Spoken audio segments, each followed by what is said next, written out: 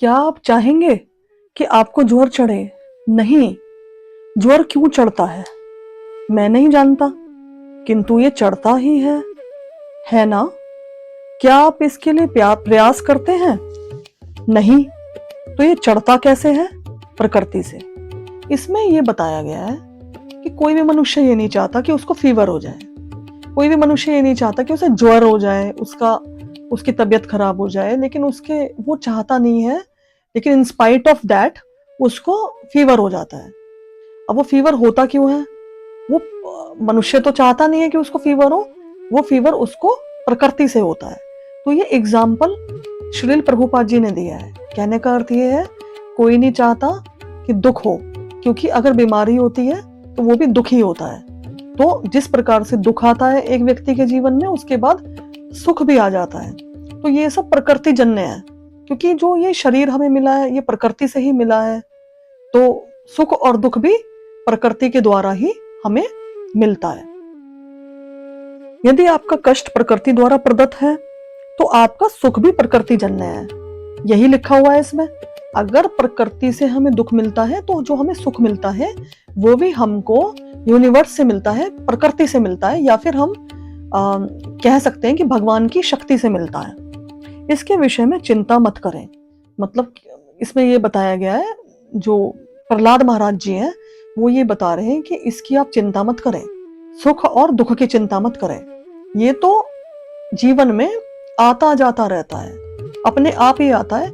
कोई नहीं चाहता कि उसे दुख मिले, कोई नहीं चाहता कि उसे सुख, मतलब चाहता तो है, सुख के लिए तो चाहता है व्यक्ति कि उसे सुख ही सुख मिले। तो जो उसके भाग्य में है उसके अनुसार उसको सुख मिल जाता है, वो अपने आप ही मिल जाता है, उसकी चिंता करने की कोई आवश्यकता नहीं होती। यही प्रहलाद महाराज जी का आदेश है।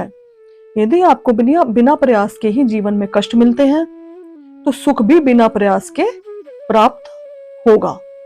बिना प्रयास के हमें दुख मिल जाता है, तो इसी प्रकार से सुख भी हमें बिना प्रयास के अपने आप ही हमारे भाग्य के अनुसार, हमारे कर्मों के अनुसार मिल जाएगा।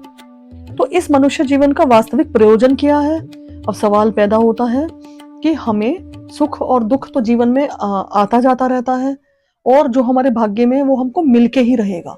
तो हमें उसके लिए प्रयास तो करना है, लेकिन अत्यधिक चिंता नहीं करनी है, क्योंकि भगवान स्वयं परमेश्वर उसकी व्यवस्था करते हैं।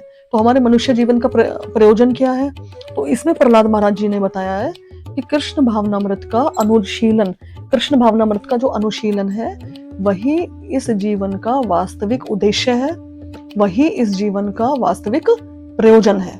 इसीलिए हमें मनुष्य जीवन मिला है कि हम भगवान से प्रेम कर सके, भगवान की सेवा कर सके, भगवान की भक्ति कर सके। अन्य सारी वस्तुएं प्रकृति के नियमों द्वारा, जो कि अंततः ईश्वर का नियम है, प्राप्त हो जाएंगी। और इसमें दिया हुआ है कि ईश्वर का नियम है, जो आपको मिलना है वो आपको मिल के रहेगा। सूकर जिस प्रकार से सूकर का भोजन उसको मिल जाता है, ऊंट का भोजन उसको अपने आप ही मिल जाता है, उसको कमाने के लिए नहीं जाना पड़ता। हाथी को उसका भोजन मिल जाता है जंगल में, वो 100 किलो से ऊपर का भोजन ग्रहण करता है एक दिन में। तो उस भोजन की व्यवस्था भी भगवान स्वयं करते हैं।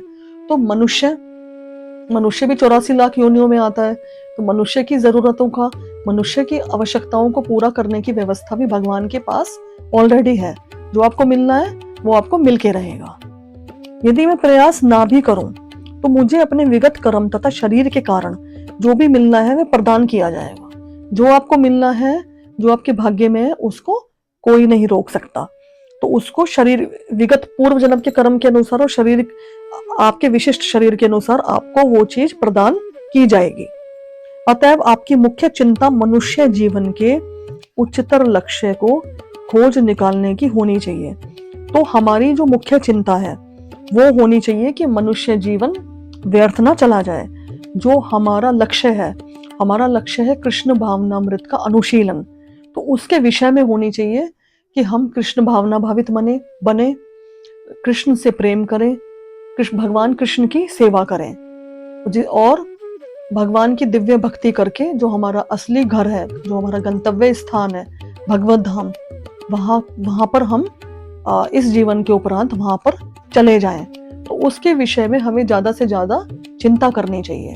तो यही इस अध्याय का तात्पर्य है। और ये वाला जो अध्याय है सर्वाधिक प्रिय पुरुष, आज ये जो अध्याय है ये समाप्त हो गया है। और आगे के जो अध्याय है अगली कक्षाओं में हम अध्ययन करेंगे। और आज की कक्षा को मैं यहीं पर विराम देती हूँ। यदि आपको मेरा वीडियो पसंद आया है तो कृपया आप वीडियो को लाइक करें, वीडियो को शेयर करें और चैनल को सब्सक्राइब करें। हरे कृष्णा।